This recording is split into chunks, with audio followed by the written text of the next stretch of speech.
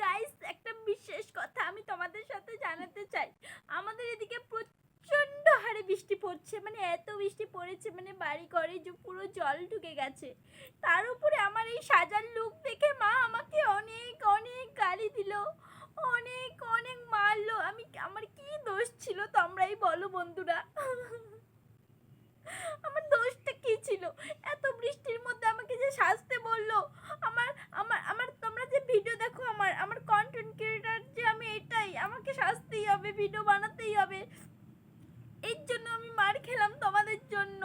আর আমাদের বাড়ি একদম ডুবে গেছে, বৃষ্টিতে ডুবে গেছে। মানে কি বলি আর বন্ধুরা। আর তোমরা তো আমাকে সাপোর্টই করো না, তোমরা তো আমাকে চেনোই না। কি যে করি আমি।